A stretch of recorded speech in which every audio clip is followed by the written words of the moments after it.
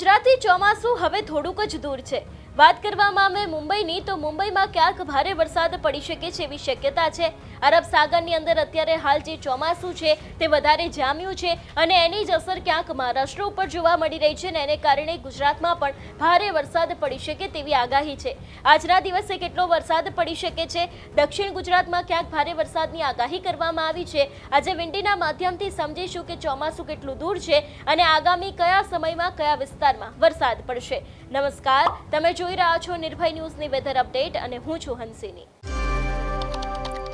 વાત કરવામાં આવે ગુજરાતની, આમ તો હવામાન નિષ્ણાંત પરેશ ગોસ્વામીને એવું માનવું છે કે અઠવાડિયાની અંદર ગુજરાતના તમામ વિસ્તારોમાં, ખાસ કરીને ઉત્તર ગુજરાત સિવાયના તમામ વિસ્તારોમાં વાવણી લાયક વરસાદ પડી શકે છે, એટલે કે ખેડૂતો માટે એક સારા સમાચાર કહી શકાય। હવે સમજી લે કે અત્યારે હાલ લગભગ 6 થી 7 વાગ્યા સુધીની જે પરિસ્થિતિ દેખાઈ રહી છે વિંડીના માધ્યમથી, કયા એવા વિસ્તારો છે કે જ્યાં વરસાદ પડી શકે છે અને ક્યાં અત્યારે હાલ ચોમાસું પહોંચ્યું છે। સૌથી પહેલા તો વિંડીના માધ્યમથી સમજી લે કે જે અરબ સાગરની અંદર આખી એક સિસ્ટમ હતી તે ધીરે ધીરે અત્યારે હાલ આગળ વધી રહી છે।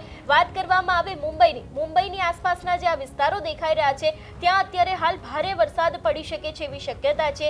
જે રીતે અહીંયા જોઈ શકાય છે કે અત્યારે હાલ ધીરે ધીરે આ વમણો છે તે મુંબઈની આસપાસના વિસ્તારોમાં વધી રહ્યા છે અને એની જ અસર ક્યાંક ગુજરાત ઉપર જોવા મળી રહી છે।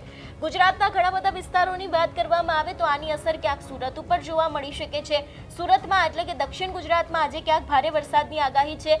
વાપીની અંદર ભારે વરસાદની આગાહી છે। વાત કરવામાં આવે જામનગર, રાજકોટ, પોરબંદર, વેરાવળ, જૂનાગઢ, મહુવા અને જે ભાવનગર છે ત્યાં પણ ક્યાંક વરસાદ પડી શકે છે। મધ્ય ગુજરાતની વાત કરવામાં આવે તો અમદાવાદ છે, ગોધરા છે અને વડોદરા છે, અહીંયા ક્યાંય પણ એટલી બધી વરસાદની આગાહી નથી, પણ હા ચોક્કસથી ઠંડા પવનો ક્યાંક ફૂંકાઈ શકે છે એવી શક્યતા લગભગ સાંજે 6 થી 7 વાગ્યાની આસપાસ જોવા મળી રહી છે।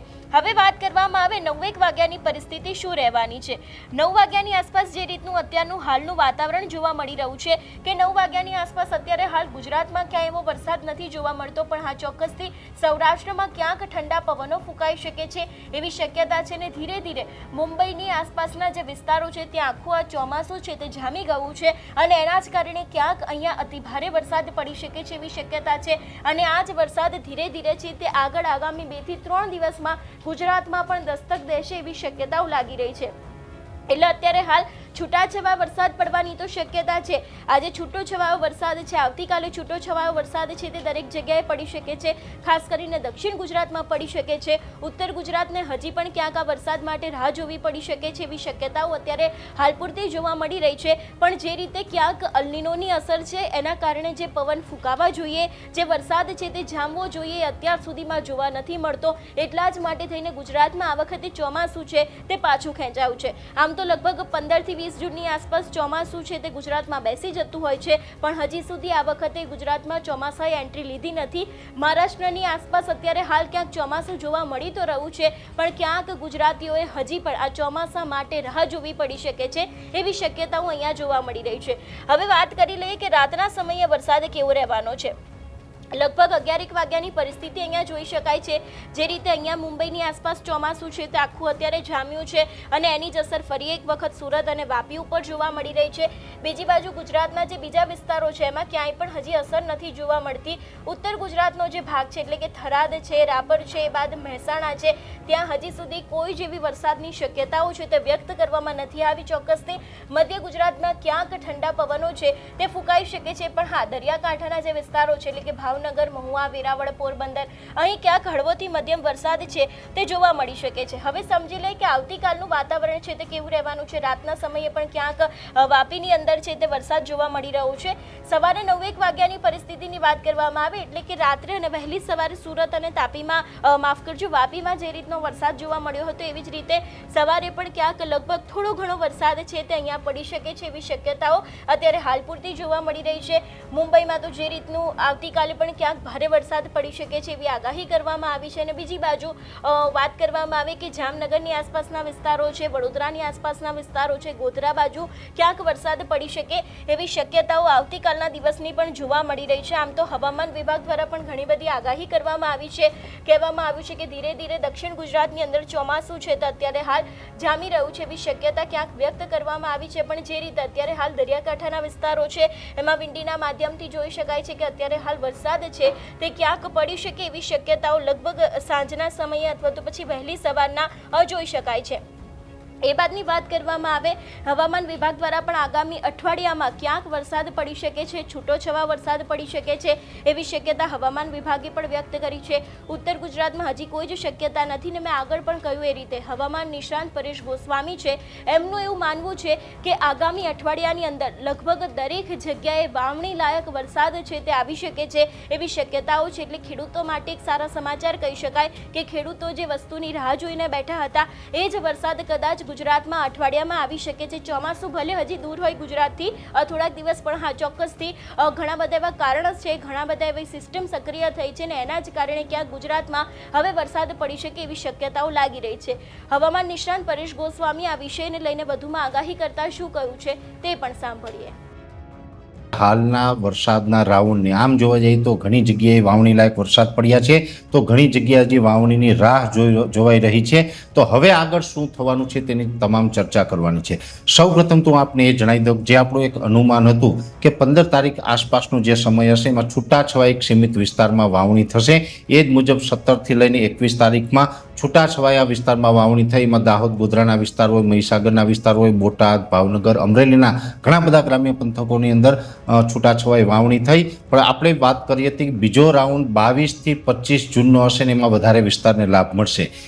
એમાં જોવા જઈએ તો આજે 22 જૂન 2026 છે। આજથી ગુજરાતની અંદર જે આપણું અનુમાન હતું એ જ મુજબની વરસાદની શરૂઆત થઈ ચૂકી છે।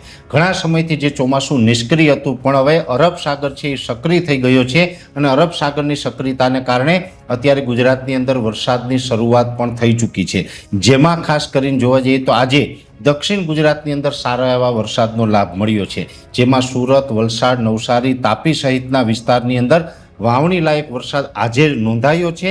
સાથે વિજપડી અને એના આસપાસના ગામ, જે અમરેલી જિલ્લાનું વિજપડી છે, મહુવા, ભાવનગરના મહુવા જે છે એના ગ્રામ્ય વિસ્તારો છે, એના આસપાસના તમામ વિસ્તારની અંદર આજે વરસાદ નોંધાયો છે। એટલે આજે શુભ શરૂઆત છે, આજે 22 જૂનથી થઈ છે અને આ વરસાદ છે એ 25 જૂન સુધી આ રાઉન્ડ ચાલવાનો છે। જોકે 25 જૂન પછી પણ વરસાદ છે કન્ટિન્યુ જોવા મળશે।